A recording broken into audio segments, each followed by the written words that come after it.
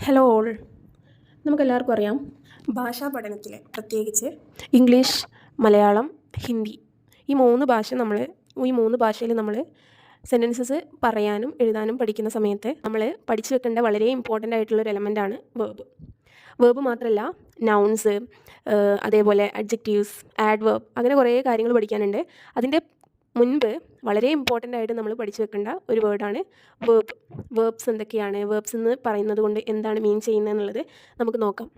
Okay, ആദ്യം verb പഠിക്കുക. ബാക്കിയുള്ള ഓരോ എലമെൻസും ഇതിന് താഴെയായിട്ട് വീഡിയോ വരുന്നതാണ്. ഷോർട്ട്ലി നമുക്ക് വേർബിനൊരു ഡെഫിനിഷൻ കൊടുക്കുന്ന സമയത്ത് എങ്ങനെ പറയാം? A verb is a word that expresses an action or a state of being. ഒരു വെർബ് എന്ന് പറയുന്നത് അത് ഏതെങ്കിലും ഒരു വ്യക്തിയുടെ അല്ലെങ്കിൽ ഒരു വസ്തുവിൻ്റെ ഒരു പ്രവൃത്തിയെ സൂചിപ്പിക്കുന്ന വാക്കിനെയാണ് വെർബ് എന്ന് പറയുന്നത്. ഈ സെൻറ്റൻസിൽ വെർബ് ഇല്ലാത്ത സെൻറ്റൻസസ് വളരെ റെയറാണ്. അതുകൊണ്ട് സെൻറ്റൻസിൽ വെർബ് വളരെ ഇമ്പോർട്ടൻ്റ് ആണ്. വെർബിന് നമുക്ക് ഒരു എക്സാമ്പിൾ പറയുവാണെങ്കിൽ, ഷീ ഈസ് കുക്കിംഗ് ബിരിയാണി. ഇവിടെ കുക്ക് ചെയ്യുന്ന ആളാരാണ്? ഷീ ആണ്. ഓക്കെ, അപ്പോൾ ഷീ ചെയ്യുന്ന പ്രവൃത്തിയാണ് കുക്കിംഗ്. ഓക്കെ, പിന്നെന്താ നെക്സ്റ്റ് എക്സാമ്പിൾ നോക്കൂ. He rights A letter. അവനൊരു കത്തെഴുതുകയാണ്. അപ്പോൾ ഇവിടെ അവൻ എന്ന് പറയുന്ന ആൾ ചെയ്യുന്ന പ്രവൃത്തി എന്താണ്? എഴുതലാണ്.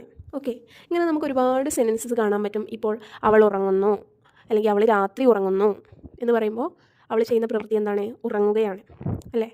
ഞാൻ സ്കൂളിലോട്ട് പോകുന്നു. അപ്പോൾ ഞാൻ ചെയ്യുന്ന പ്രവൃത്തി എന്താ? പോകുകയാണ്, സ്കൂളിലോട്ട് പോകുകയാണ്. ഇനി ഞാൻ ഓടുന്നു. ഞാൻ ചെയ്യുന്ന പ്രവൃത്തി എന്താണ്? ഓടുക. അപ്പോൾ ഇതിനെയാണ് നമ്മൾ വേർബ്സ് എന്ന് പറയുന്നത്. ഓക്കെ, ഇനി നമുക്കൊരു 7th സ്റ്റാൻഡേർഡ് മുതൽ 10th മാത്രമല്ല +2 ഡിഗ്രിയിലോട്ടൊക്കെ പോകുന്ന സമയത്ത് നമ്മൾ കോമൺലി ഉപയോഗിക്കേണ്ടതായി വരുന്ന കുറച്ച് വേർബ്സ് ഉണ്ട്. അതെപ്പോഴും നമ്മൾ പഠിച്ചു വെക്കേണ്ടത് അത്യാവശ്യമാണ്. കാരണം എപ്പോഴും നമുക്ക് ഉപയോഗിക്കേണ്ടതായിട്ട് വരുന്ന കുറച്ച് വാക്കുകളാണവ. ഓക്കെ, അപ്പോൾ നിങ്ങളിത് നിർബന്ധമായിട്ടും പഠിച്ചു വെക്കാം. ഏത് സമയത്താണ് ഉപകാരപ്പെടാമെന്ന് പറയാൻ പറ്റില്ല. അപ്പോൾ നമുക്ക് വേർബ്സ് നോക്കാം. റൈറ്റ് എന്നുള്ളതിന് ഹിന്ദിയിൽ ലിഖ്ന എന്നാണ് പറയുക. റൈറ്റിൻ്റെ മീനിങ് എന്താണ്? എഴുതുക.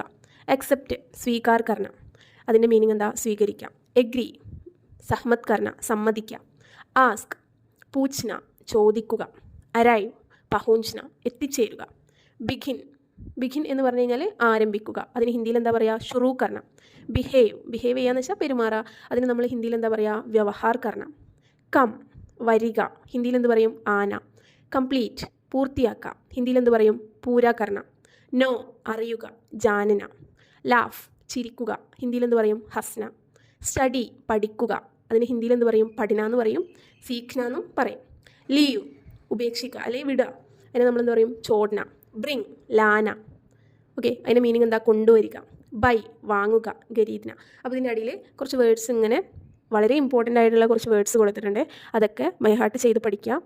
ന്യൂ അക്കാദമിക് ഇയർ തുടങ്ങുന്നതിന് മുമ്പ് എല്ലാം പഠിച്ചു വെക്കുക. അങ്ങനെയാണെങ്കിൽ നമുക്ക് സെൻറ്റൻസ് ഈസി ആയിട്ട് മേക്ക് ചെയ്യാൻ പഠിച്ചു തുടങ്ങാം. താങ്ക്